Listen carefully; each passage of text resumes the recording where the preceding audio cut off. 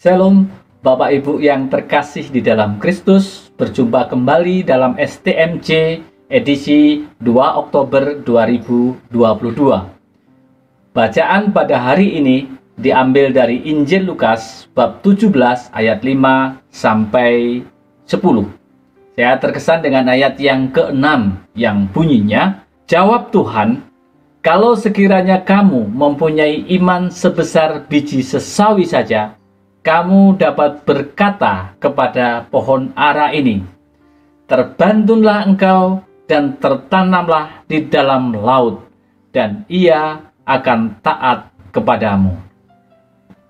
Nasihat ini diberikan kepada para rasul ketika mereka minta kepada Tuhan untuk ditambahkan imannya. Setelah para rasul tahu bahwa masuk ke dalam kerajaan surga itu syaratnya sangat berat. Nasihat Tuhan yang utama yaitu agar para rasul tetap kokoh di dalam iman, tetap setia, karena hanya dengan iman itu setiap orang akan bisa sampai ke dalam kerajaan Allah. Saudaraku, sebagai seorang pedagang kuliner, saya memiliki pengalaman jatuh bangun. Ketika mengawali dulu, 1-2 tahun lebih, usaha saya tidak bertumbuh, bahkan nyaris saja nyungsep.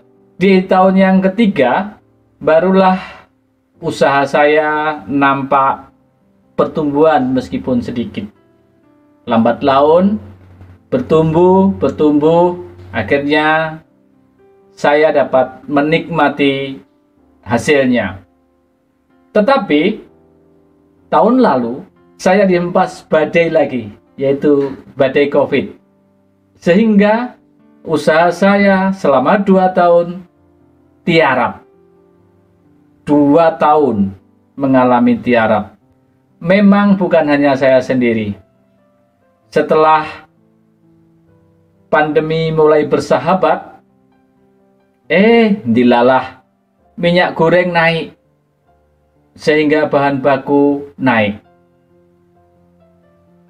Ditambah lagi perang Rusia-Ukraina menyebabkan harga tepung melambung tinggi, dan dengan cepat disusul oleh kenaikan BBM. Benar-benar keras. Situasi yang seperti itu tentu membuat emosi saya tidak menentu, putus asa, kecewa, dan hilang arah. Dalam keadaan seperti itu, yang bisa saya lakukan adalah menjaga keintiman dengan Tuhan saja. Doa-doa saya yang sungguh-sungguh pasrah karena memang tidak berdaya, karena memang tidak tahu apa yang terjadi, membuat saya mengenali suara Tuhan, dan suara itu membimbing saya, dan doa itu membuat iman saya menjadi bertumbuh. Tuhan memang tidak berjanji langit akan selamanya biru, tetapi Tuhan memberikan kekuatan kepada saya, membimbing saya di dalam perjalanan yang tidak mudah ini, mungkin bersama banyak orang di Indonesia dan di dunia ini yang sama-sama mengalami seperti saya. Puji Tuhan, meski belum pulih kondisi ekonomi, janji Tuhan tidak pernah meleset. Melalui ayat ini, saya diteguhkan bahwa iman memiliki daya guna yang dahsyat. Sekecil apapun iman yang kumiliki akan menyelamatkan dari godaan dunia. Bapak Ibu yang terkasih, demikianlah sharing saya. Terpujilah Tuhan sekarang dan selama-lamanya. Berkah dalam.